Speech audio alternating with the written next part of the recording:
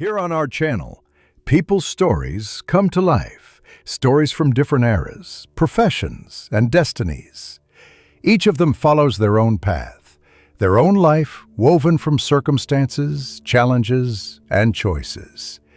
Before we step into their world, make sure to subscribe, and later, share your impressions in the comments. Now, let's begin.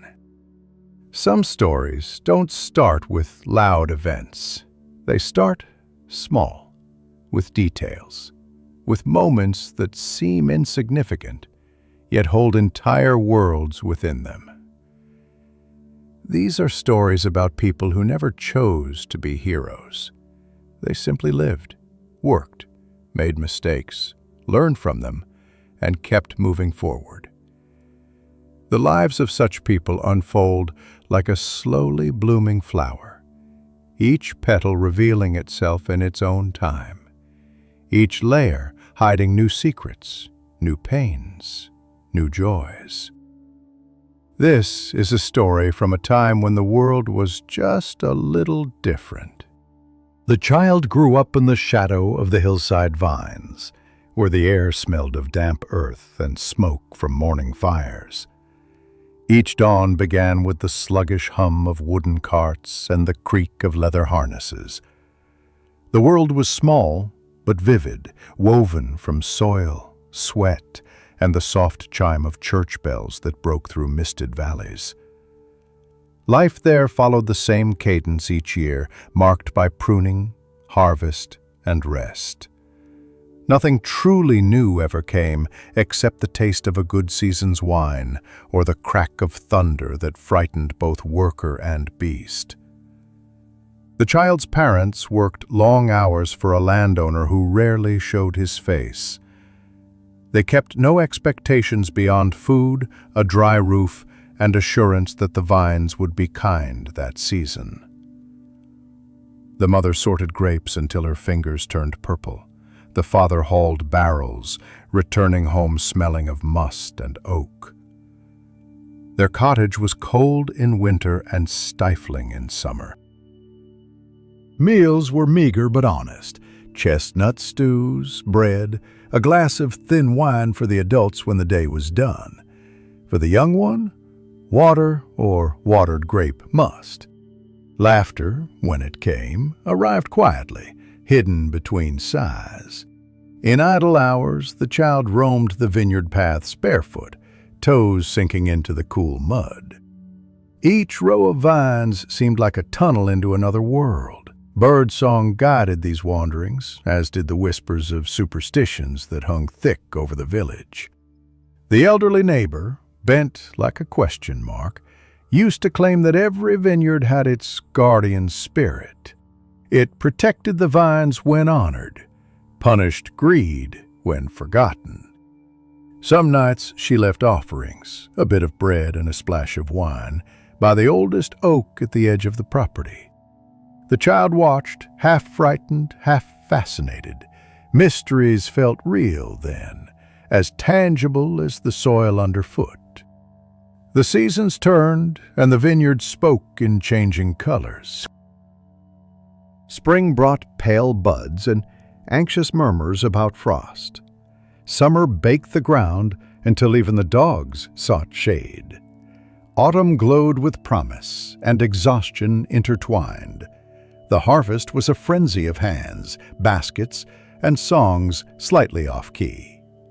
Each year ended with weary gratitude, then the slow renewal of winter work. Pruning, mending fences, and telling stories around the low hearth. The rhythm of such a life left little room for questions, and yet, somewhere deep inside, the child began to wonder what waited beyond those hills. When rain came, everything smelled of earth and fermenting wood. Water pooled under barrels, and the whole valley hummed with the sound of dripping roofs. The child loved those days. Indoors, the parents whispered about debts, grain prices, or rumors of a neighbor's misfortune. Adults' troubles sounded both grand and distant, like thunder rolling across far hills.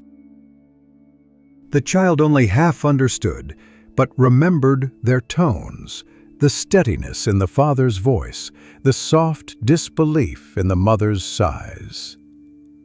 The first true memory of fear came one evening near dusk, when a cry went up from the lower fields.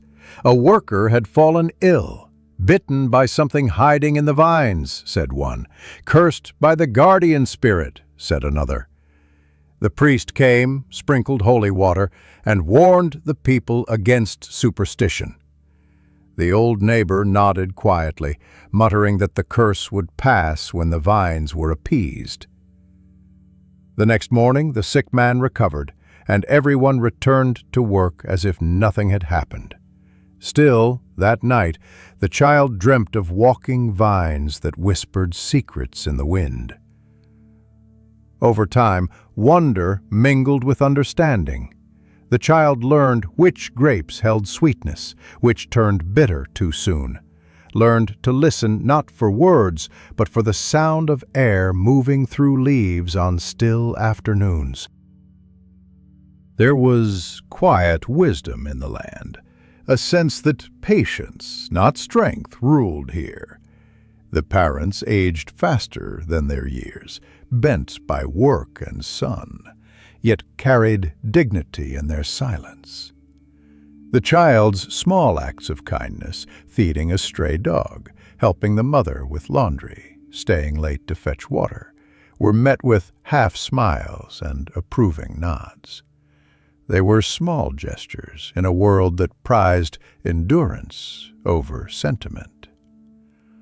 In time, curiosity about wine itself began to form, a forbidden desire to taste more than a drop from the barrels delivered to the manor. Once, alone in the cellar, the child dipped a finger into the surface of a fermenting vat. The liquid was sour and sharp, but alive. It carried warmth on the tongue, a biting reminder that something intangible, time, yeast, craft, transformed simple grapes into something nearly spiritual. The discovery stirred a quiet ambition, though it had no name yet. Perhaps it was only the dim intuition that one day work could also be a kind of creation. The village, though small, was a world of contrasts: laughter in the tavern, solemnity in the chapel, gossip in the marketplace, where women haggled fiercely over salt and cloth. There was talk of city life, Bordeaux and its stone houses, where fortunes were made in wine. Some said there were merchants who owned ships and bought casks by the hundreds. Such stories blew through the village like foreign wind, carrying dreams of distant possibility. The child listened but could not yet imagine belonging anywhere beyond the vines. Each evening, the family gathered by the fire. The father sometimes spoke of the future, though without conviction. "The vines take what they please," he said once. "They give only to those who wait." The mother made no reply. Outside, the wind rustled through the fields, as if agreeing. The child sat silently, trying to understand what patience meant. Maybe it was the same feeling one had when watching grapes ripen. Slow, uncertain, yet somehow beautiful. One autumn night, after a day of rain and work, the neighboring estate hosted a modest feast for the laborers. Long tables were set under lanterns. Roast meat and bread were handed out generously. The owner did not appear, as expected, but the steward did. Stern, calculating, quick to remind them all that hard work would ensure God's favor and fair wages. The villagers nodded, though some looked away. The child, sitting near the edge of the crowd, watched faces glow in lamplight, heard laughter underlined by exhaustion. For a brief moment, everything felt harmonious. Then, a barrel cracked open, spilling wine across the ground. The steward cursed. Everyone scattered to help, except the child, who stood transfixed by the sudden flood of red glistening in torchlight, a river of fleeting joy wasted. That image remained long after, the spilled wine, the smell of it mingled with mud. Something about it seemed to whisper that life, too, could overflow and vanish in an instant.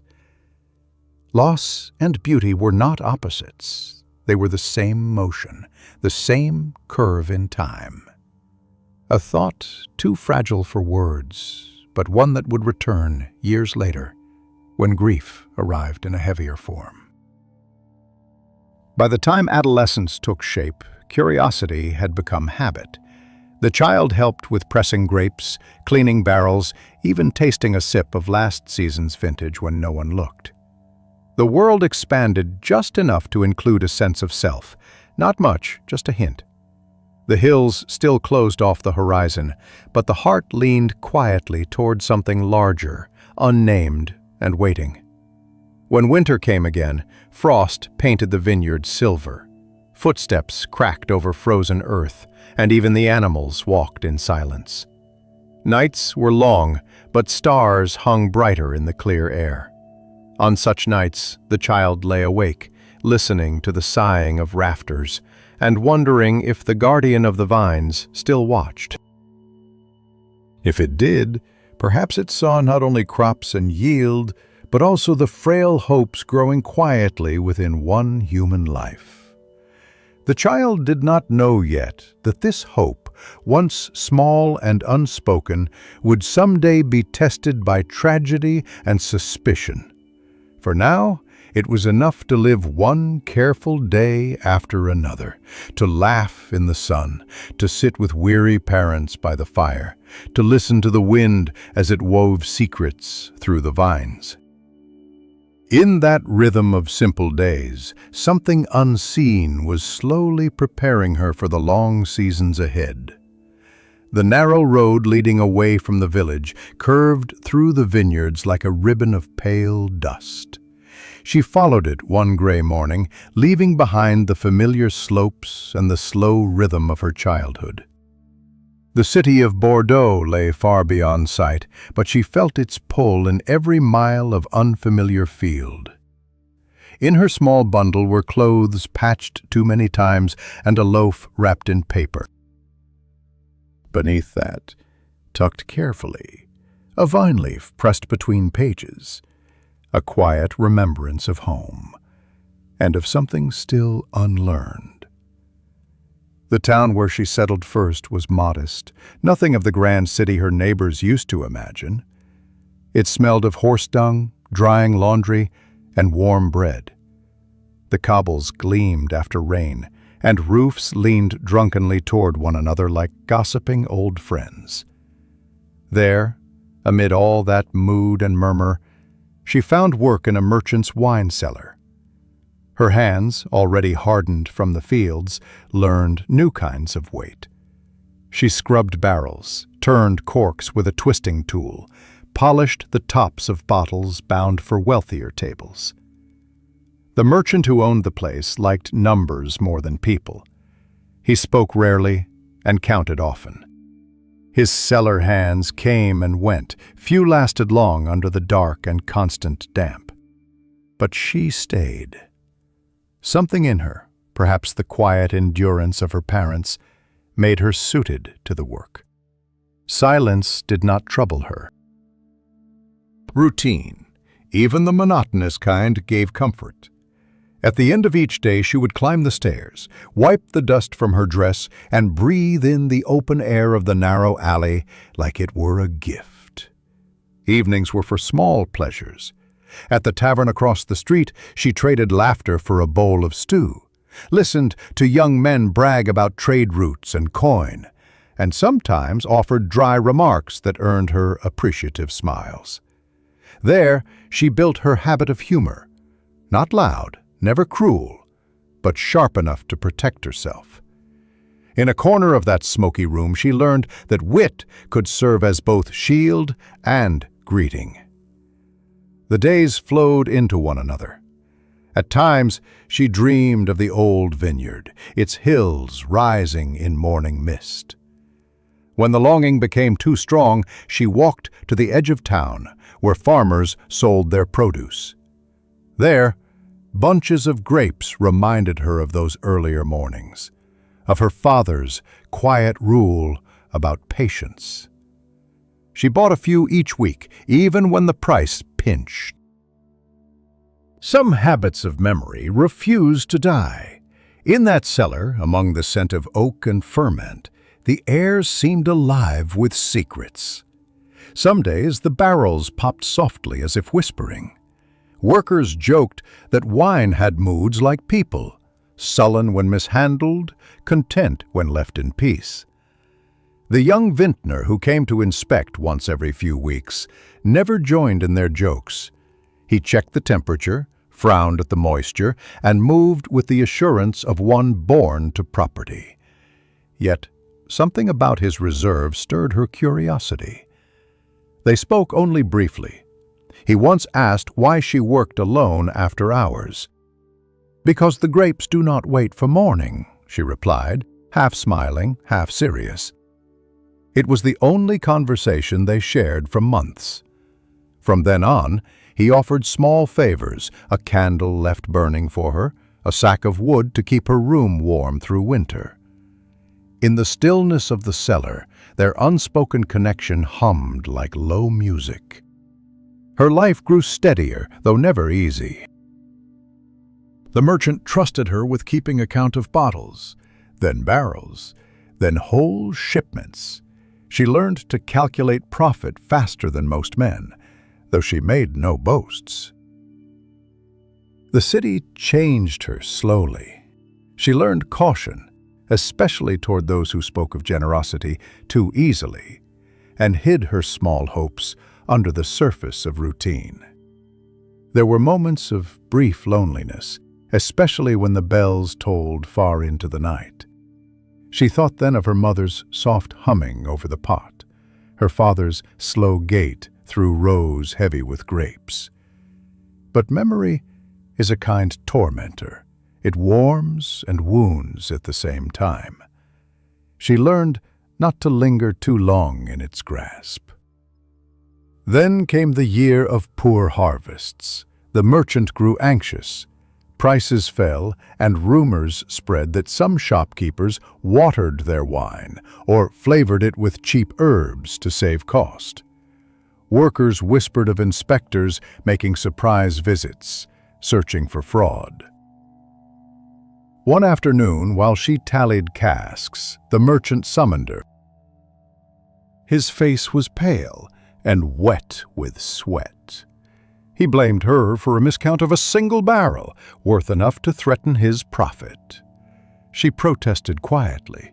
The mistake was his, but his fear demanded a scapegoat. By nightfall, she was dismissed. The following morning found her standing outside, the street strangely bright. The world did not end, yet everything she had built felt overturned. She wandered through town until she reached the river, its surface glinting like split glass. Barges carried barrels downstream to Bordeaux proper. She watched them drift away until her shoulders eased. Perhaps this was how vines felt after pruning, cut, but ready to grow again. Weeks passed before she found work again, this time in a smaller cellar owned by a retired cooper and his kindly wife.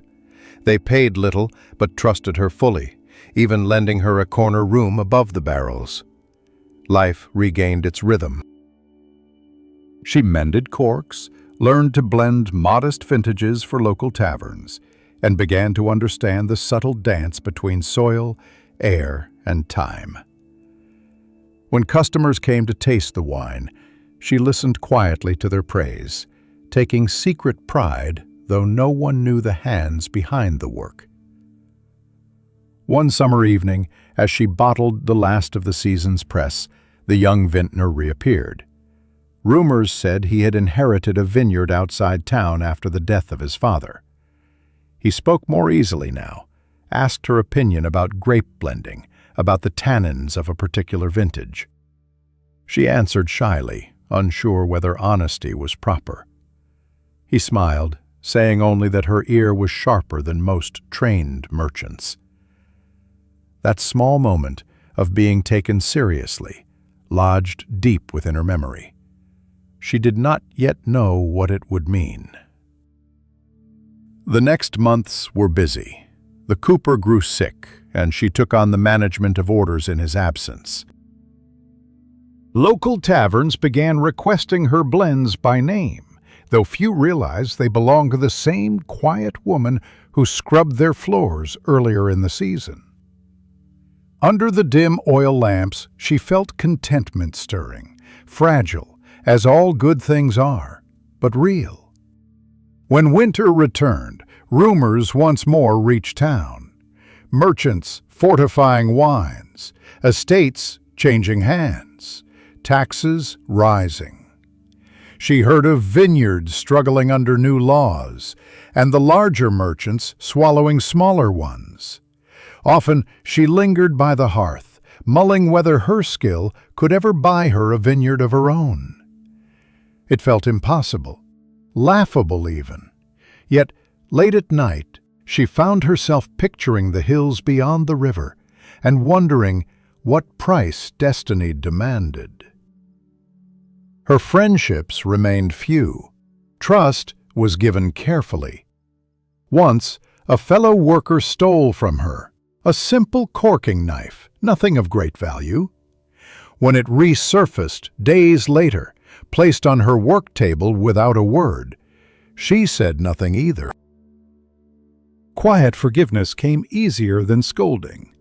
Those who truly wanted to live in peace learned to overlook where they could. Years passed this way, slow and unremarkable to anyone watching. But within her grew a quiet strength, a readiness for the world's turns. The widow she would one day become still lived far in the future, yet its shape was forming in each choice she made: to work, to endure, to smile instead of curse, to learn instead of complain. Her laughter, though rare, lit her face unexpectedly, earning her the reputation of being a capable woman with a mysterious calm. Toward the end of this chapter of her life, the young vintner returned again, this time in mourning black. His father gone, the estate his burden now, he asked her to manage the bottling of his first independent vintage. The offer carried more trust than flattery. She accepted, though her heart pounded as she signed her name on paper for the first time. That mark felt like a step across an invisible threshold, the line between survival and creation. In the months that followed, working under open skies once more, she rediscovered what she had almost lost. The scent of crushed grape in the air, the hum of bees around ripening fruit, the sunlight slipping through vine leaves in golden sheets. Yet this time she was no longer the child chasing after shadows. She was part of the pattern now, one thread in the long weave of toil and harvest, that fragile balance between what one tends and what one dares to dream. The year ended with the vineyard's first wine bottled under her care. She walked through the rows at dusk, lantern in hand, aware of the silence that fills a place once busy with labor. A breeze stirred, carrying a faint melody of distant church bells. She breathed it in, half as prayer, half as promise. Somewhere deep in that sense of calm lived a small unease, a whisper that life had more to reveal, and perhaps not all of it kind. But for that evening, the world seemed gentle. Lantern light flickered in her hands, reflecting in the rows of dark glass that waited for their turn to travel the world. The work was honest, and her heart, for the first time, almost peaceful. The morning they wed, The sky over Bordeaux opened with a quiet drizzle that fell over the vines like sifted glass. It was neither joyous nor sorrowful, only calm, as if nature itself approved of modest beginnings. There was no grand ceremony, no feast, only a handful of neighbors, the faint smell of damp earth, and a borrowed ring. He was a man of few words but steady presence, the kind who measured time in seasons rather than hours. She, at his side, understood silence better than any song. Their union was practical, built from the same materials as their trade: patience, persistence, and an unspoken wish to belong to someone who worked the land with care. At first, life on the small vineyard was simple and familiar. Each morning began with the rustle of leaves and ended with the sound of wine fermenting in wooden vats. The rhythm suited her. She walked the rows of vines with the same quiet resolve that had brought her this far, listening to the faint creak of leather and wood, the calls of workers echoing in the distance. Though her husband handled the markets and contracts, she kept the accounts, checked the barrels, and learned to sense when the air in the cellar carried too much sweetness. Together they made a living that, while far from rich, was honest and secure. Neighbors regarded her with polite curiosity. A woman at the helm of a vineyard, even beside her husband, was an odd sight to some. Yet those who watched closely noticed her hands never idle, her voice calm, even when the harvest turned against them. Her laughter came easily, but ended quickly, giving the impression of someone who carried secret thoughts behind her eyes. In truth, her heart was gentler than her manner, though she hid it well, as if kindness were a thing to guard like money in a drawer. The vineyard itself sat on a gentle slope facing the river, its soil thin but generous when treated with care. Seasons drew their usual patterns: cold winters, slow springs, summers that burned with both light and worry. Each day brought a dozen decisions, small but essential. Which rows to trim first? How long to leave grapes before pressing? What price to ask from merchants who often offered too little? She moved through these concerns with quiet competence, earning the respect of the laborers who came and went with each harvest. Life might have passed peacefully had fate not intervened, as it so often does. One autumn morning, as fog curled through the vines, her husband returned early from the lower fields, pale and short of breath. He spoke little that evening and ate even less. Within days, fever came, then delirium. The doctor from town arrived with his black satchel and practiced solemnity. But nothing he prescribed eased the illness. For nearly a week she sat beside the bed, tending to him in silence, her hands steady, even as fear pressed against her chest. He spoke once, barely more than a whisper. "Keep the vineyard," he said. "It will outlast us both." By dawn he was gone. The house felt hollow afterward, the air heavy with unfinished words. Neighbors came with bread and condolences, murmuring about misfortune and the will of God. She thanked them politely and closed the shutters once they left. Grief, when it came, was not loud, but persistent, a dull ache that followed her through every task. Yet work could not wait. Grapes had to be pressed, barrels sealed, buyers reassured. So she continued, moving through her days as if bound by duty more than will. Weeks passed before she realized the weight of what remained. The vineyard, the debts, the staff, it was all hers now. For some in the village, the sight of a woman managing her own estate stirred unease. Whispered remarks reached her doorstep. that she was too proud, that she had bewitched her husband, that business was no place for gentler souls. She heard, but did not answer. Silence, she had long learned, disarmed gossip better than argument. Winter came early that year. In the stillness of the cold months, she reorganized the vineyard's work. The loyal servant, a middle-aged man named Leon, stayed to help with repairs and cellar duties. They worked side by side, often without exchanging words. His loyalty was simple, steady, like the soil underfoot. When she thanked him one evening by the fire, he only shrugged, saying that good wine deserved good hands. It was Leon who first carried word of the spring festival. The event drew vintners from nearby villages for trade, judging, and celebration. Though still mourning, she agreed to send a few bottles from her late husband's final vintage.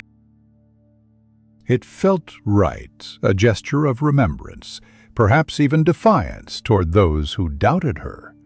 The wine, dark and full-bodied, bore his mark and her labor, the combined work of two patient hearts. The day of the festival arrived bright and crowded.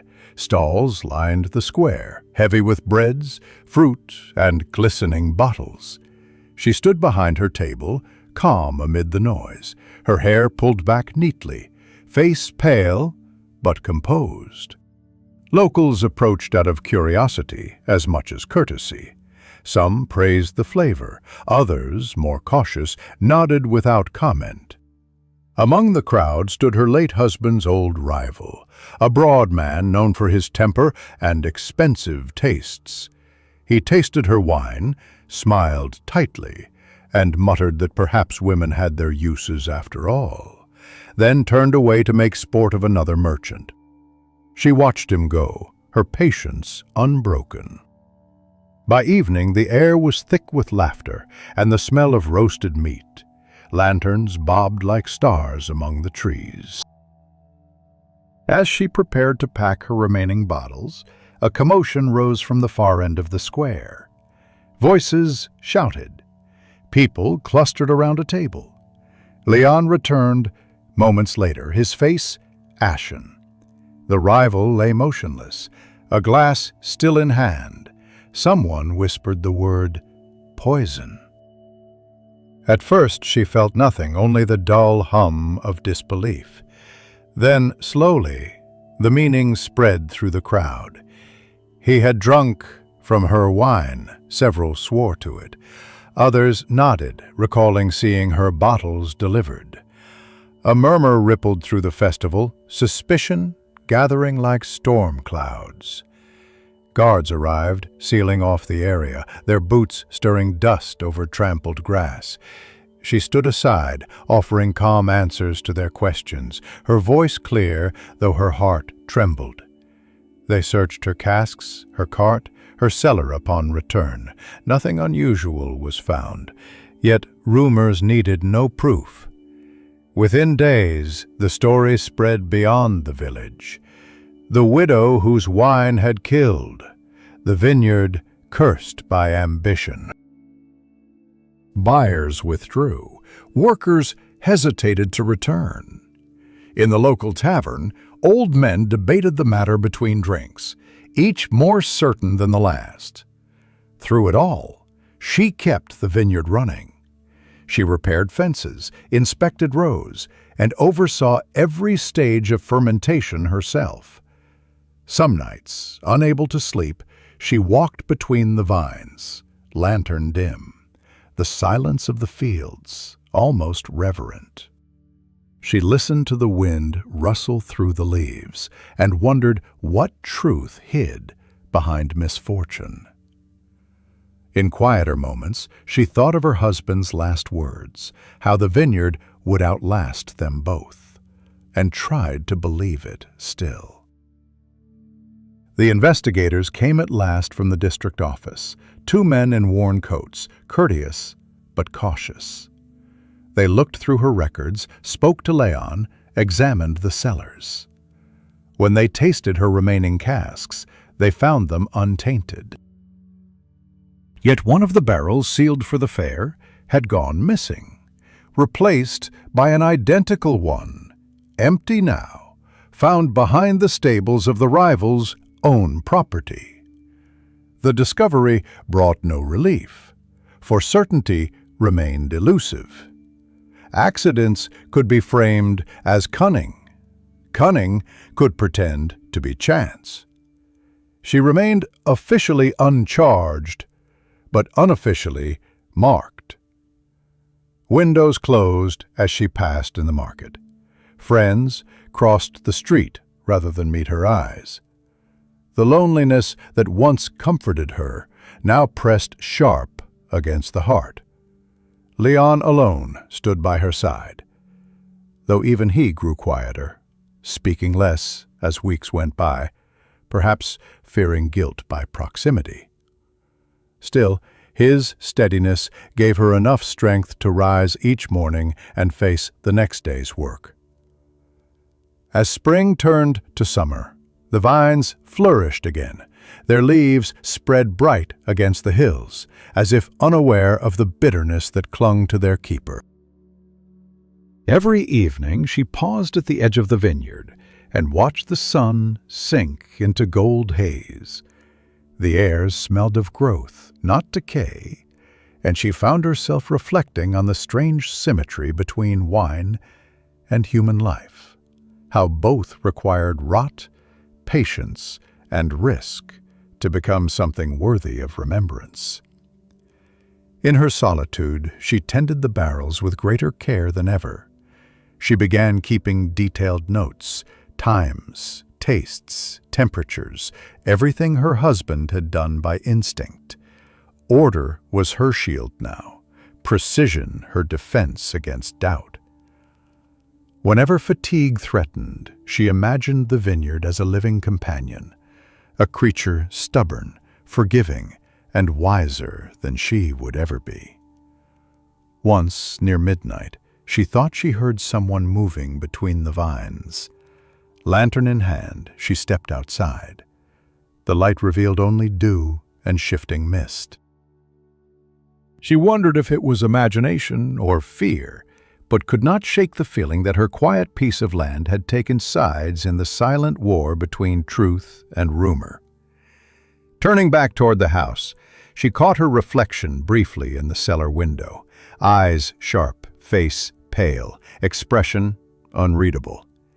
A different woman looked back, one tempered by grief and suspicion, and yet bound to hope in ways she did not yet understand. The years had taught her endurance, but this test demanded something else. Faith, perhaps, or the courage to dig deeper into what others would rather leave buried. The mystery that had entered her life was not yet ready to reveal itself, but its shadow already stretched across her days. And still, every morning at first light, she tied her apron, stepped into the cool air, and began again. For the vines waited for no one, and resilience, like good wine, needed time. Morning light touched the vineyard with thin strokes of gold, too gentle to dispel the weight that hung over the house. The widow woke before dawn now, not from habit, but necessity. Sleep had grown shallow, broken by small noises that the mind turned into threats. In those hours, the familiar groan of the presses, or the scratch of mice behind the walls, came alive with hidden meaning. Once they had been sounds of comfort, for they meant work was being done, life continuing. Now they were reminders that everything she possessed could be lost again, but this time not by death, only by suspicion. The officials had left weeks before, but the village had not forgotten. At the market, women lowered their voices when she passed, pretending interest in onions or coarse salt. Children stared, and whispered names their parents used behind closed doors. The widow with poisoned hands, the cursed vigneron. News traveled faster than truth in such places, carried by cart drivers and merchants eager for new stories to fill the quiet between towns. She tried not to listen. Work, as always, was her defense. The cellar became her refuge. Its air was sharp and cool, smelling of oak dust and damp stone. By the narrow window she kept careful records, her handwriting neat and small, every number checked twice. When the mind is troubled, precision can be a mercy. Leon worked nearby, respectful of her silence, though from time to time he murmured small reassurances, that her wine still sold in secret, that some innkeepers had not believed the gossip. She thanked him with an almost imperceptible nod. Gratitude could not unmake fear, but it could keep it from mastering her. The priest came one afternoon to speak of forgiveness. His words were kind, perhaps too kind. He suggested prayer, as though rumor might be softened by devotion. She smiled faintly and offered him a jug of last year's wine. He accepted, then hesitated before leaving, asking if she had considered leaving the place behind, beginning anew elsewhere. She answered only that vines did not move, and those who tended them should learn the same patience. Yet doubts followed her even into solitude. The missing barrel haunted her mind. Who had swapped it? What purpose lay behind such malice? Each possibility led toward someone trusted once, an old worker, a merchant, perhaps even Leon, though she could not imagine deceit in his quiet eyes. The truth felt close, like a word half recalled, always just beyond reach. Early spring turned the hills faintly green again. She walked them every morning, the soles of her shoes damp with dew. The vines trembled in the cold wind, but still held promise.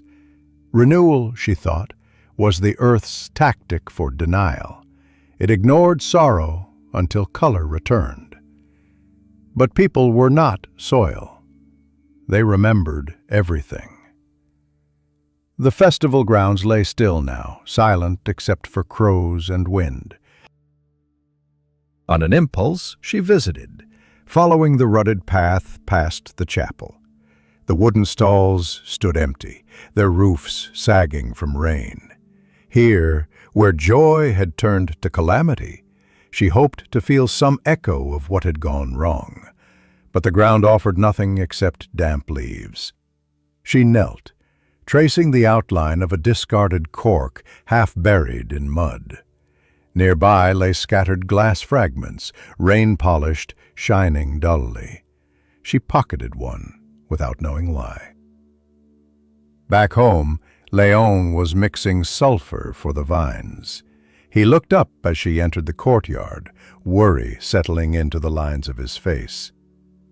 "You shouldn't go walking alone," he said. She replied that the land was hers and could do her no harm.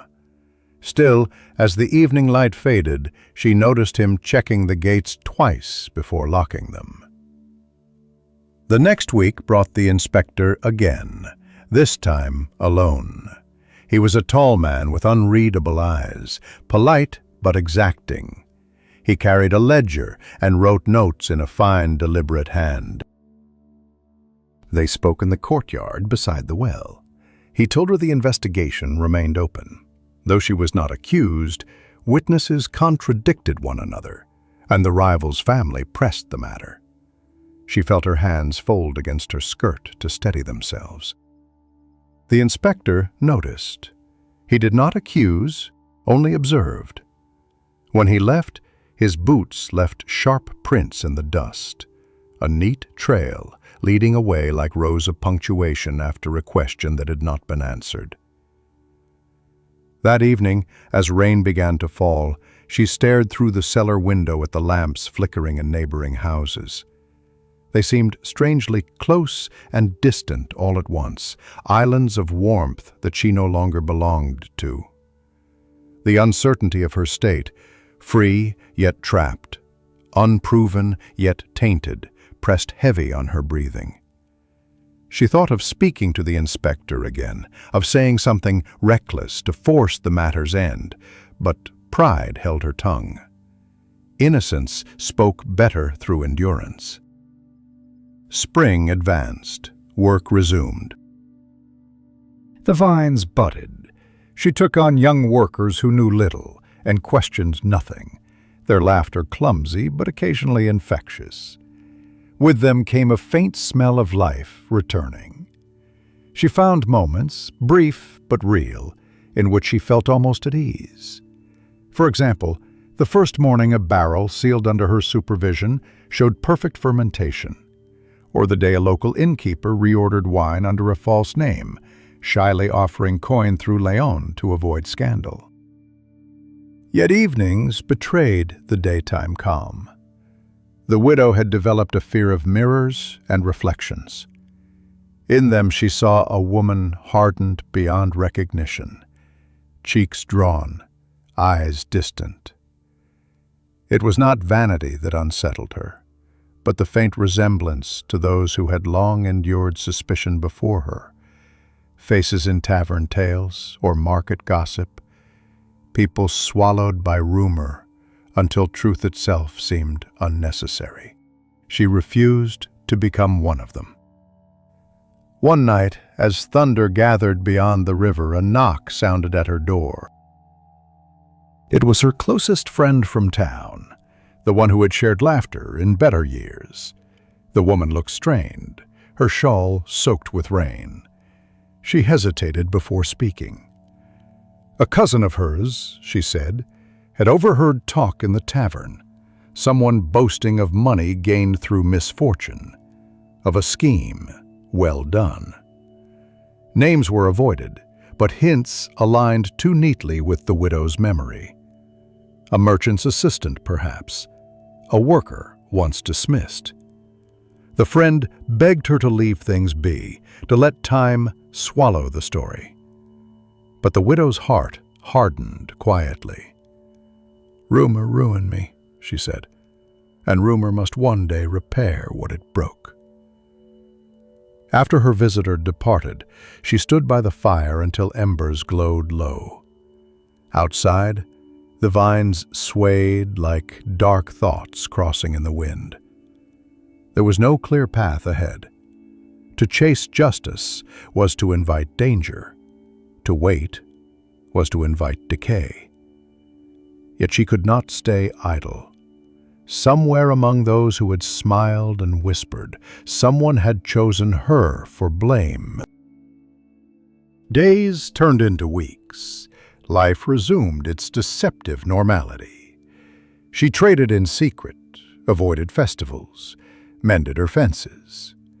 One evening, while checking the lower cellar, she found the glass fragment she had pocketed weeks earlier lying on her ledger. She could not recall placing it there.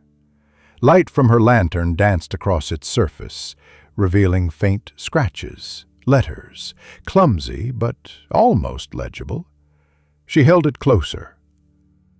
2 initials, carved with some sharp tool. They were not hers. Her breath slowed, as if the air itself thickened. Suddenly the space around her seemed alive. The barrels standing like witnesses, the scent of oak now tinged with unease. The piece of glass was small enough to lose easily, yet it felt heavier than any stone. Proof, or something near it, and perhaps the start of truth's slow emergence. She locked it away in a drawer, saying nothing to Leon. Trust, after all, was fragile, and even kindness could conceal deceit. Still, a spark had returned to her gaze. The fear that had bent her shoulders began to share its space with resolve. She did not yet know how to wield it, but she sensed the first stirrings of control returning. the kind built from patience and quiet observation rather than outburst. The summer air deepened in color and scent. Berries ripened. Workers laughed again. From the hilltop, the vineyard looked serene, as though untouched by tragedy. Yet under that calm lay a pulse, steady and waiting. She moved through her tasks with deliberate calm, no longer running from whispered suspicion, but preparing, in her own silent way, to uncover what had been hidden. When darkness fell, she carried the records of her harvest to the cellar table, laid her hands upon them, and listened to the faint echo of wind outside. The same air that rustled through fields and chimneys now whispered between the barrels, soft yet persistent, as though the earth itself wanted to speak but lacked the words. In that murmuring she found the courage to do what she must next. Not yet, not tomorrow, but soon. For justice, like a vine, grows slow, stubborn and sure, given only light and time. By the time summer dulled into its amber decline, the widow had learned to move through her days like smoke, present, but never clutching anything too tightly. The village, once loud in its gossip, had grown quieter. People tired of scandal as they tired of old wine. They no longer looked straight at her, yet they still watched, as if waiting for her next misstep to confirm what they preferred to believe. She gave them nothing and showed them less. Her routines resumed with disciplined precision. Each dawn she descended to the cellar with a candle stub, checked the barrels, and recorded what the night had done to her work. The smell of fermenting fruit filled her lungs, heavy and alive. There was comfort in such bodily tasks. They demanded no conversation, no defense. Still, beneath the calm surface of labor, thoughts coiled and turned unseen. What motive could mix poison with pride? And why her vineyard, of all places, had been chosen as its vessel? The fragment of glass remained hidden in the drawer under her ledger. Some evenings she took it out, turning it over in her palm beside the fire. The scratched initials glinted faintly. They pointed toward someone known yet unnamed, a piece of the world with which she had broken bread or exchanged nods. Each time she stared at it too long, it seemed to whisper that the truth was near, but would cost dearly to uncover. Days shortened, rain returned, and the vines shed their garments. The harvest had been modest, enough to endure another year. Leon still labored beside her, though lines of weariness drew deeper across his face. He spoke little unless spoken to, but watched her with the discreet devotion of a man more loyal than prudent. When she mentioned hiring new hands for winter pruning, he frowned. "Strangers bring eyes," he said. She answered softly that eyes could also bring answers.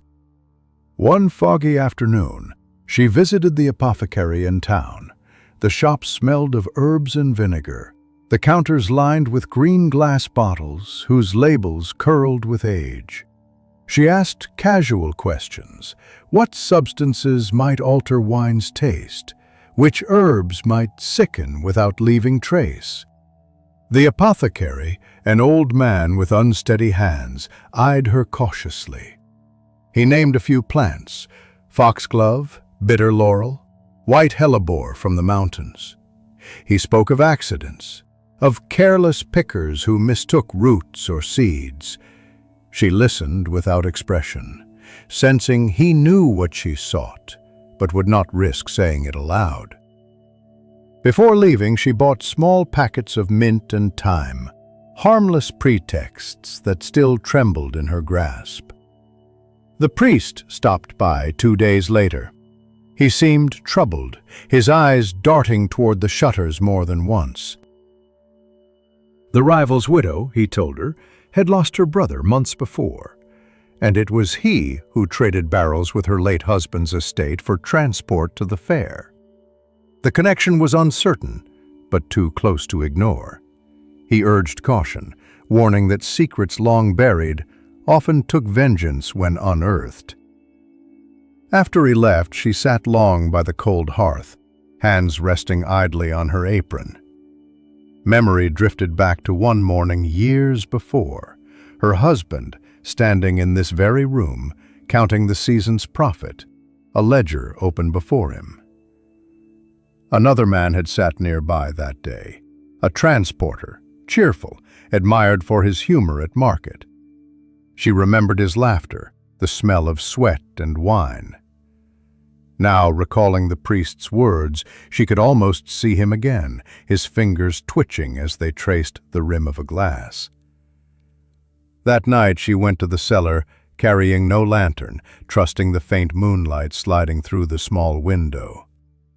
The air was cool and smelled of stone. A mouse skittered somewhere among the barrels. She knelt by the lowest row and began to examine the marks etched into their staves. Names of years, initials of workers, crude stars carved for good luck. One barrel bore letters unfamiliar to her eye, faint under a smear of wax. The same initials as on the glass. Cold moved up her spine like a slow hand. The wood was dry now, but something in its surface looked tampered with, a plug replaced, a seal forced. She touched the mark gently, then withdrew her hand and wiped it with her apron, as though touching it too long might stain her. The following morning the investigation resumed, not official, but hers alone. Pretending to attend church, she instead took the road downhill toward the river. The market there buzzed with activity, unaware of the purpose behind her calm gaze. She spoke with boatmen, asking after a transporter of wine who had vanished that summer after the tragedy. Some remembered him, said he'd started selling cheap spirits to soldiers, then disappeared when a storm overturned a barge near Saint-André. Whether he drowned or fled, no one had seen him since. It might have ended there, but truth rarely settles when stirred. Days later, a letter arrived, folded without seal, left on her doorstep. Inside were words written in coarse script. "Let the dead drink in peace." No name, no origin, only that sentence. She read it twice, then burned it over the stove. Fear is lighter once it turns to ash. Despite the warning, she began gathering what she knew into a discreet book. Notes of barrels, initials, names of merchants, tendencies of grain in the wood. In doing so, she transformed suspicion into something structured, almost scientific, a way of speaking the language of proof to those who would not listen to instinct. Yet the more she wrote, the less certain she became. Perhaps she sought guilt not in others, but simply to restore energy to her own hollowed world. Still, to stop would feel like betraying herself. The village, oblivious, prepared for winter. Children dragged branches home for kindling. Workers shared cheap wine after Sunday Mass. The river froze thinly at its edges. She worked late each night, the candle flame trembling near her records. Occasionally Leon entered, carrying wood or food. He said little, but began staying longer by the door, as if guarding something he couldn't name. Then came an evening when truth, dull and slow, pushed itself into daylight. A merchant arrived from Bordeaux, claiming he had bought adulterated wine marked with her seal months earlier, from a man who had sold it too cheaply, to be honest. He had kept one bottle for proof. Together they unwrapped it. The cork was cracked, its color wrong, its scent acrid beneath the smoke. She recognized the initials burned faintly into the glass neck, those same letters carved into barrel and shard alike. For a moment the world tilted, not in shock, but in the quiet adjustment of pieces finding their place. The wine that had killed the rival had likely come from her stock, yes, but by deceit. Barrels switched, glass rebranded, her name made bait for a petty man's profit. Proof still eluded her, but the pattern had emerged. She thanked the merchant with formal calm, though her voice faltered once when she asked for the bottle's cork as keepsake. He looked puzzled, but agreed. Alone, she held it up to the light of her small lamp. A fragment of rope clung to its edge, one she recognized from barrels bound along the river docks. There was her connection at last. Rope, barrel, initials, poison, all wound through the same forgotten name. That night she stepped outside and stood at the vineyard's borders. The moon, pale and fractured by the wind, lit the rows in silver. The soil smelled of moisture and decay, yet under it, life stirred unseen. She breathed deeply, aware that her fear was changing shape. It no longer sought to hide, but to act. For the first time in months, her heart beat without dread, answering to a different impulse, to clear the vineyard, to reclaim her craft, to pull deceit up by its roots as surely as one prunes the dying shoots from a living plant.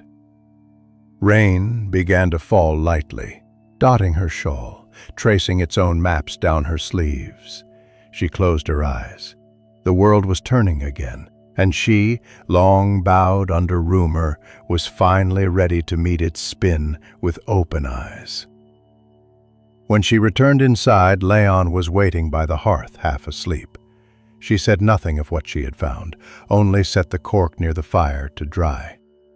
The two sat in silence while flames licked and twisted, their warmth mingling with the faint scent of oak and storm. Sometimes, justice does not need the law to walk first. It needs patience. Like vines waiting for spring, or like truth biding its time beneath rumor's snow. Outside, the rain sharpened into steady rhythm against the shutters, and the vineyard listened, patient, enduring, as it always had. By late winter, the vineyard seemed asleep, yet its silence breathed of waiting. The vines stood bare, skeletal against the horizon, each one a reminder of cycles, growth, decay, renewal. So too had her own life turned in such circles, though now she felt herself on the edge of something that would not repeat. The mystery that shadowed her work no longer frightened her.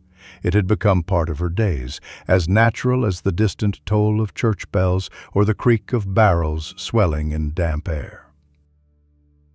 One morning, a messenger from the town arrived with a folded note sealed in wax. It came from the inspector who had once questioned her in the courtyard. The letter was brief, a request to meet at the chapel of Saint Martin to discuss matters long pending. No accusation followed, yet the words carried the weight of unfinished judgment. She read it twice, placed it under a paperweight, and went outside to breathe. The vines rustled softly in a faint wind, as though encouraging her to go. The chapel stood at the curve of the old road, its stone walls veined with moss, the door swollen from years of rain. Inside, the air smelled of wax and cold stone. The inspector waited in a pew, hat in hand, his coat damp at the shoulders. They spoke quietly, their voices too small to echo. He told her the missing transporter, the man linked to both her vineyard and the poisoned wine, had been found, drowned in the shallows near the river, a weighted rope around his wrist. No one knew how long he had been there. A bottle floated near him, stamped with her mark. For a time she said nothing. At last, she asked whether the case was closed. The inspector hesitated. "Closed," he said, "but not concluded." His eyes met hers. I do not think evil began in your fields." That faint line, spoken without ceremony, loosened something in her chest. Before leaving, he returned the glass fragment she once gave as evidence. "Perhaps it belongs here," he said, gesturing to her hands. "Not in a clerk's drawer." After he departed, she remained seated, watching dust turn in the thin sunlight creeping through colored glass. Relief did not come as she had imagined. It was quieter, uncertain, like the slow easing of heavy earth after rain. Outside, the road curved toward the hills, wet and gleaming, inviting and weary all at once. Returning home, she found Leon cleaning tools by the stable, his eyes lifted in question. She answered simply that there would be no more visits from the authorities. He nodded, neither surprised nor celebratory, then asked softly, "And are you at peace now?" She did not respond. Peace was not what she sought. Understanding was. That evening she unlocked the narrow cupboard beside the hearth and retrieved her notebook, the ledger of clues and names she had kept through those anxious months. Page by page, she read what had once been her armor. Dates, initials, theories scribbled in sleepless hours. A record of determination more than discovery. With each page turned, she felt distance growing between the woman who had written those lines and the one reading them now. At last, she closed the book and fed it to the flames, watching the ink curl into disappearing smoke. The fire hissed, consumed, forgot. But erasure is never whole. The past leaves residue, the faint fragrance of unspoken truth. She sensed it most in small things, the stain on the floor near the old barrels, the uneven handwriting of her late husband on aging receipts, the bitterness of wine from the last poisoned batch that she once dared to taste, a bitterness that had never entirely faded from memory. As the weeks passed, the vineyard demanded her full attention. Workers from the next town came to prune, their laughter filling the cold fields. She moved among them, sleeves rolled, pruning knife gleaming. The rhythm of shared labor warmed her more than the sun itself. Some of the younger men knew fragments of her story, but treated it as legend now, something that had happened long ago. She let them keep their version. Yet not everything had vanished with the river. The rival's widow, pale and hollow-eyed, sent word through the priest requesting to see her. Out of pity or pride, she agreed. They met in the priest's garden, among bare hedges and the trickle of melting snow. The woman across from her trembled, one gloved hand clutching a rosary. Her words stumbled out, forgiveness mixed with confusion. "He had debts," she confessed. "My brother handled matters. After his death, things grew darker." The widow listened quietly, realizing she was not being accused but absolved by someone still half lost in grief. They parted without blessing or enmity, merely two women bound by accidents of fate and men's missteps. As she walked away, the sound of chimes above the presbytery drifted through brittle air. Each note seemed to mark the passing of misunderstanding into history. Through spring, work continued ceaselessly. The vines greened early, portent of a generous yield. At dawn, she stood by the rows with Leon, directing planting and grafting. His movements had grown slower, joints stiff with age, but his patience remained the same. She caught him watching her sometimes, not with pity, but with quiet pride, as though he too felt vindicated by her endurance. Letters from buyers began to arrive again. Some apologized for earlier doubt. Others offered fresh contracts, always cautiously polite. She answered few, preferring to send wine where the name of her vineyard mattered less than its taste. Slowly, coins replaced worry, and the cellar, once a place of suspicion, grew full again. But inner peace, that elusive harvest, ripened differently. One afternoon, inspecting an older cask, she noticed a hairline crack in its base. Replacing the plank would take hours, but the task drew her hands automatically to work.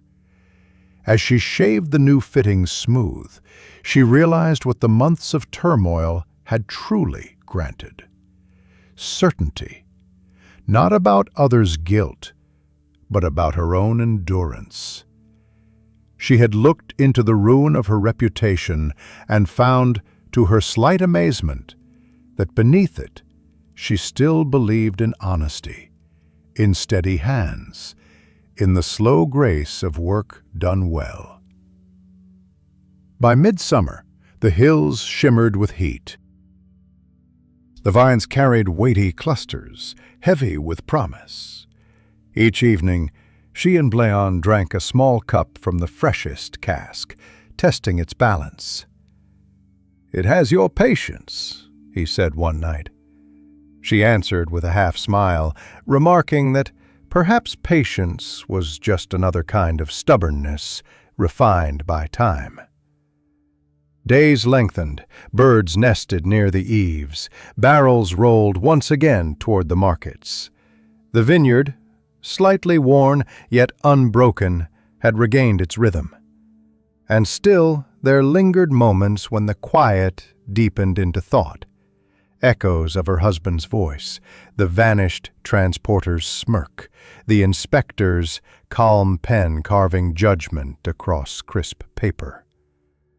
All these figures lived somewhere in the fields, though unseen, their stories absorbed into the land like old water into clay.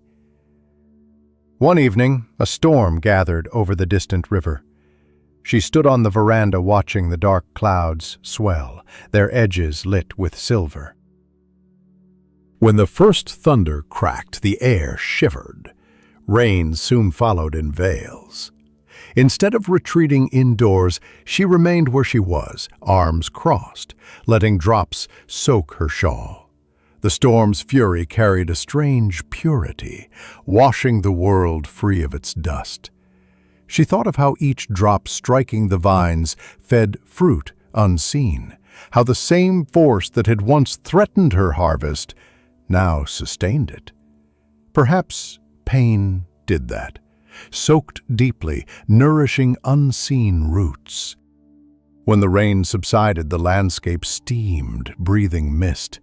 The scent of wet soil rose thick and clean. She walked down among the rows, touching the leaves slick with water, her steps soundless on the sodden path. No fear stirred now, no shadow at her back. Only the hush that follows endurance, when struggle no longer seeks reason. The vines shone faintly in the dimming light, their tendrils curling toward dusk. By habit, she glanced once toward the old cellar window. Its glass caught the last bit of day and flashed back a narrow line of gold. In that reflection, she saw not the woman she once was, the girl from the laboring family, the cellar hand, the accused, but something more constant, a keeper of land that had outlasted grief and might yet outlive her.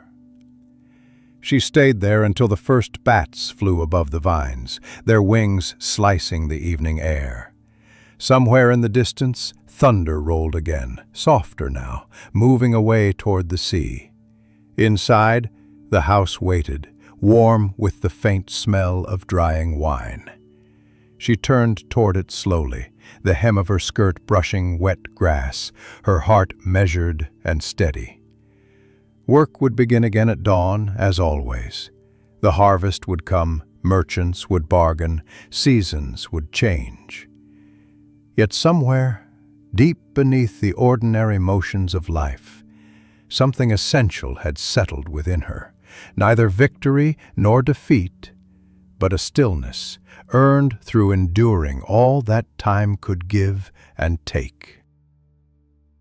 And as night thickened around the vineyard, she felt, almost imperceptibly, the whisper of peace arriving at last, not triumphant or loud, but gentle, like the soil itself breathing after rain. The sun rose clean upon her land that year, not with brilliance, but with quiet persistence.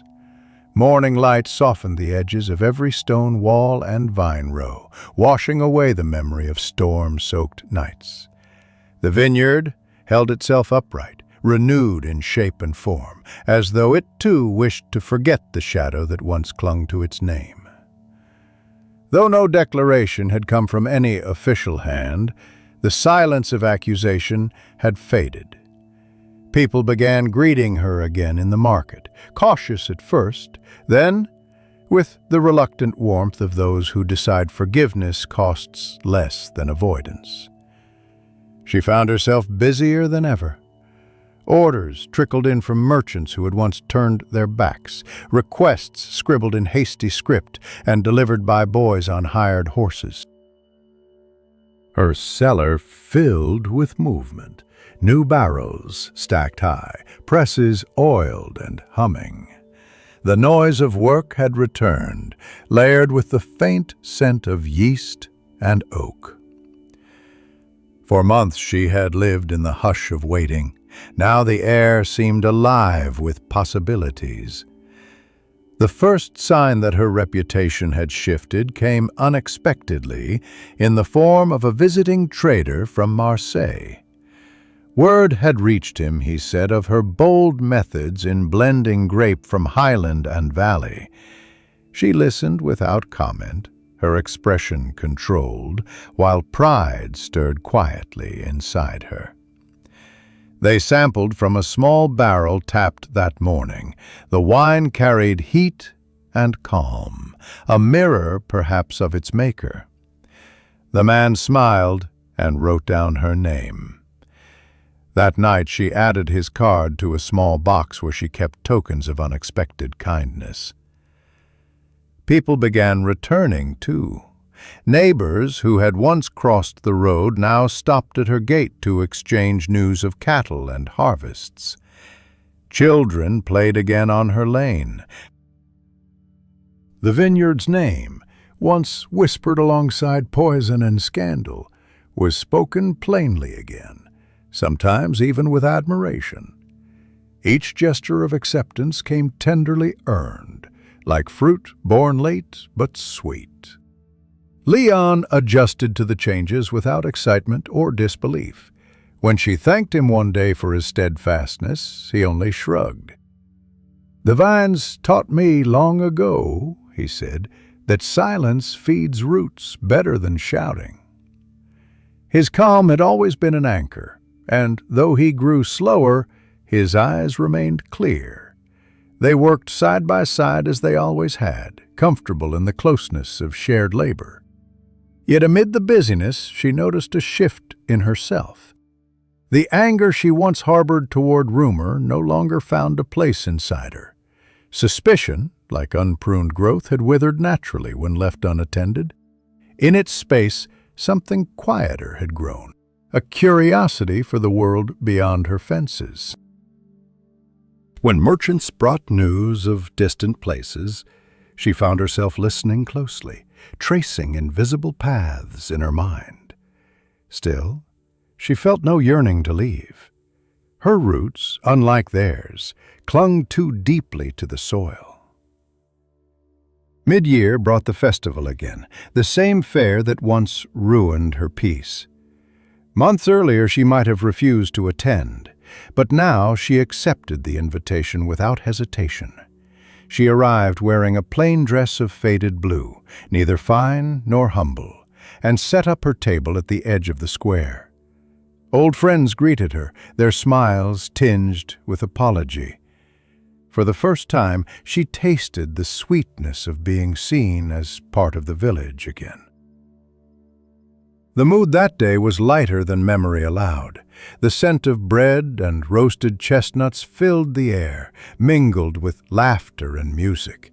She poured her new vintage for visitors, answering questions gently, never boasting, letting the wine speak first.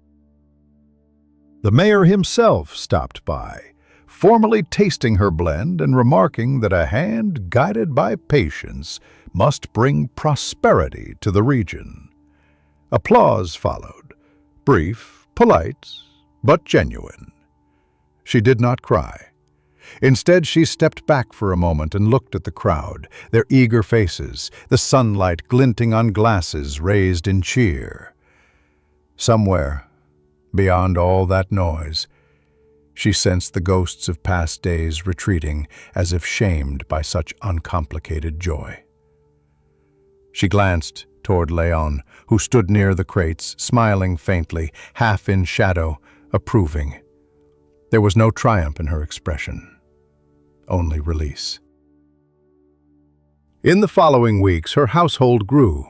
2 young apprentices from the nearby convent came seeking work, eager to learn the craft she had perfected. They were awkward at first, spilling more than they bottled, but their laughter filled corners long empty of sound. Teaching them sparked memories of her own beginnings, the clumsy trials of youth, the long stretch between loneliness and purpose. Sometimes, when they listened with wide eyes to her quiet explanations, she felt strangely maternal, though the words seemed foreign on her tongue. Evenings changed character. Visitors lingered longer. The house took on warmth again. She found herself hosting meals, simple ones of bread, stewed vegetables, a jar of olives, her wine, served without ceremony. The conversation would wander, touching on weather, faith, politics, and always, inevitably, the vines. Around such tables, she learned anew the rhythm of shared solace, laughter breaking the silence, modest hopes voiced between bites of bread. The vineyard had returned to life, and with it, so had she. Summer deepened, the air thickened with sweet scent, and dragonflies hovered above the irrigation canals. Some nights she walked alone between the rows, her lantern swinging in her hand. The vines stretched endlessly under the moon, leaves whispering in the slow wind. These walks had once been haunted. Now they soothed her. She knew that every branch reaching skyward carried the memory of years past, the frost and fire, the quiet miracles of recovery. The vineyard was not merely land. It was witness, companion, perhaps even absolution. In August, when the last clusters darkened toward harvest, a letter arrived from the inspector. It bore no seal of office, only his steady handwriting. He wrote of his retirement, of new vines planted on his family's land, and of tasting one of her bottles sent through a friend in town. "You once told me," he wrote, "that vines do not move, and those who tend them must learn their patience. I understand that now. Some truths grow only if left to root." She folded the letter carefully and placed it among her late husband's papers, its words resting among old debts and contracts whose figures no longer mattered. The harvest that followed was generous. Workers filled the yard. Songs rose over the crack of baskets and laughter of fatigued joy. Even the church bells seemed caught in celebration. As grapes rolled down the troughs and pulp ran dark as ink, she felt time pause for one long sigh of contentment. The same church that had once echoed with her prayers for mercy now rang with thanksgiving. As autumn ripened into gold, The barrels in the cellar lined up like loyal soldiers. Each bore her initials, carved steady and deep. She spent long hours among them, marking in her records not only the yield, but the small flaws, the tiny imperfections that made every batch distinct. Precision had once been her defense. Now it was her gratitude made visible, a way of honoring what survived. Sometimes she thought of the old superstition her childhood neighbor had told her, that every vineyard had a guardian spirit watching over it. In those early years, she'd laughed at such tales, but lately she wondered. Perhaps the guardian was not some hidden presence, but simply the sum of those who endured, the hands that mended, the hearts that refused to sour. If so, her vineyard was well guarded indeed. The final days of that season passed in calm rhythm. The workers departed, coins jingling, songs fading down the road. The courtyard fell quiet once more, the vines trimmed back and sleeping. Leon rested more often now, his strength waning with the cold. When he could no longer rise before dawn, she arranged a chair by the window so he could still watch the vineyard from inside. "You've done enough pruning for one life," she told him one evening while pouring wine. He laughed, raspy and content, saying the vines would only miss his complaining voice. On a still December night, as frost crept along the barrels, she lit a single lamp and opened a bottle from the newest batch. The taste was full and calm, neither sweet nor bitter, a balance earned over years of careful tending. She sat by the window, watching the faint light spread across the fields. Beyond, the land sloped into darkness, but not emptiness. She thought of every season that had passed through her hands. Each change endured and absorbed until only the essence remained. Outside, the first snow of the year had begun to fall, soft and unhurried, settling among the vines. Each flake touched the earth as gently as if it remembered its place. She raised her glass toward the quiet world, to no one and to everything, the vines, the ghosts, the living, the years ahead that might still bear fruit. In that moment, surrounded by the fragrance of aged oak and the faint sound of wind across her land, the vineyard seemed to breathe with her, equal and alive. The world at last had turned gentle again. The year turned quietly, as if weary from all it had carried. The vineyard slept again beneath winter's thin veil, its rows drawn in dark lines that faded into morning mist. The world no longer hurried around her. It moved in measured breaths, like an old creature recalling the steady rhythm of life. From her window she watched frost gleam on bare branches, every glint a small blessing earned over time. Inside, the house had changed. Laughter sometimes echoed there now, the voices of her apprentices grown confident in their craft. They moved noisily through the cellar and courtyard, unaware of how much she cherished their energy. Leon remained in his corner by the window, a blanket across his knees, still keeping silent watch as he had for so long. When she passed him a cup of warmed wine in the evenings, he called it his medicine, though they both knew it was ritual. Time had slowed his hands, but not his patience. Each morning she walked the paths between sleeping vines. The soil, though hardened by frost, still held the memory of sun. Every vine she touched carried a story, some of hardship, others of endurance. She felt the land as an extension of breath, not separate from her, but something shared, something ancient. The air itself seemed gentler now. Even crows that descended upon the fields did so without malice, pecking at what little nature offered before lifting toward the sky again. It was a life built not on triumphs, but on quiet continuance. Those who visited her vineyard no longer spoke in hushed tones or tested for scandal in her smile. They came for advice, for trade, or simply for the pleasure of conversation. The apprentices answered questions with pride, their youth shining against the old stone walls. She let them take the front room for counting books and contracts, preferring to work by the barrels in back. Age brought her solitude, yet not loneliness, just a widening horizon of remembrance.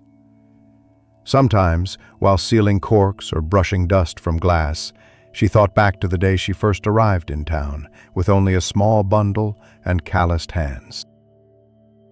The road had stretched forward uncertainly then. She knew nothing of loss or pride, or the peculiar mix of endurance and love that makes a life. Now she understood that the earth teaches through repetition. Each season, the same tasks, the same risks, different only in their meaning. Even grief had turned useful. It humbled. It clarified. Letters arrived rarely but carried warmth. One came from the priest, now retired and tending bees outside Bordeaux. Another from the inspector, describing the early shoots on his own modest vines. Both thanked her for the wisdom she had shared, though she did not remember offering any. She smiled at their words and set them between the pages of her ledger, among pressed leaves and faint stains of ink, a record of seasons beyond counting. The world beyond her estate changed faster than she liked. Roads improved, carriages became more frequent. Younger vintners talked of machines to ease labor, and of markets growing far across the sea. She listened, but kept her skepticism folded behind quiet smiles. Progress, she thought, was a kind of youth, eager, loud, and often forgetful. The vines did not change, neither did the patience they demanded. A new harvest came, despite the cold that year. The grapes were smaller, their skins thicker, but the flavor promised depth. She oversaw the pressing herself, sleeves rolled, movements deliberate. The apprentices teased her gently about refusing rest, calling her the heart of the vineyard. The heart, perhaps, she said, but one that beats to old rhythms. They laughed, and she found herself laughing too, the sound unfamiliar yet bright, startling the sparrows perched along the rafters. After the work was done, the first snow returned.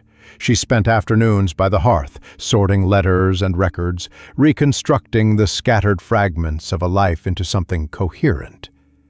The glass fragment, once used as evidence, lay now framed above her writing table. Sometimes she ran her fingers across it, tracing the faint initials carved there so many years before. Not as accusation anymore, but as memory of struggle met and truth found. The edges of suffering, like glass, softened with time. Visitors from neighboring estates came often in those final years. They asked about soil, about weather, about history. Often they lingered past supper, lulled by the warmth of her house, and listened as she spoke of vintages long gone. Her words came softly, not as lessons, but as stories. She told them of her husband's steady hands, of Leon's dry humor, of the storms that had nearly ruined whole seasons, but never her resolve. The younger listeners would watch the fire and nod, as if such endurance belonged to an older world. Sometimes, late at night, she walked onto the veranda to look at the fields blanketed under moonlight.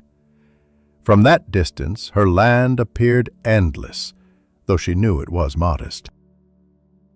The air smelled of snow and ash, but also of something sweeter. Hope, perhaps, dissolved in cold. The vines might have looked barren to others, but to her they shimmered faintly, alive beneath the frost. Life, she understood, never vanishes. It merely bides its time beneath quiet surfaces. When spring returned, she felt its tenderness differently. Her steps had grown slower, her hearing softer. Yet everything seemed clearer. The hum of bees, the rustle of water in the irrigation canal, the laughter of the apprentices among the rows. Renewal was no longer a promise, but a fact. Even if her hands trembled, the world did not. It moved forward, bearing her along as calmly as the current of the swollen river beyond the hills. One afternoon, she invited her workers to share a meal outdoors. The table was simple, laid between the vines that had begun to green again. Bread, roast chicken, a bowl of olives, and plenty of wine filled the space between them. Laughter rose easily, mixed with birdsong and the sound of wind through tender shoots. She raised her glass and spoke plainly, of gratitude for those who stayed, of lessons drawn from hardship, of the soil that had remained her truest companion. They toasted her in return, their voices bright against the open sky. When dusk came, she lingered alone by the cleared table. The others had gone, leaving behind the faint echo of their laughter. Beyond the horizon, the last light of day spread thin and copper. She traced a finger along the wooden surface where spilled wine glistened like tiny rubies, and a thought drifted through her.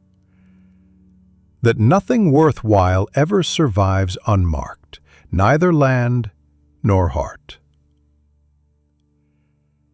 Later that night, she walked once more through the silent vineyard. The air was still, the stars thick above. She imagined, for a fleeting moment, that she could see the faces of those who had gone before her among the shadows, the husband who once dreamed of harvests, the rivals turned to dust, even the nameless worker whose folly began her long trial. They seemed familiar now, less like ghosts than companions on the same long path. She stopped at the oldest oak near the boundary, the one her childhood neighbor had once called the guardian of the vines. Kneeling, she placed her hands upon the soil. "Watch over them," she whispered, though she did not know to whom she spoke, perhaps to the land, perhaps to time itself. Then she stood, brushed her palms clean, and began the slow walk back toward the lamp-lit house. Behind her, the wind stirred, carrying the faint rustle of vines awakening to night. The scent of earth, wine, and wood mingled in the air, an offering from labor to peace. She felt it fill her lungs, calm and certain. In the quiet that followed, something inside her settled into stillness. Not relief, not pride, simply the full understanding that her life had returned to its rightful shape. Work, rest, and the endless turning of seasons. The vineyard would continue without her one day, as it had before her, bearing fruit from roots she had tended with all her strength. And so the night deepened gently over Bordeaux. The stars shimmered above rows of sleeping vines, and within the house, warm light fell upon her worn hands resting on the table. Outside, the land exhaled as only living earth can, carrying forward the soft promise of another dawn.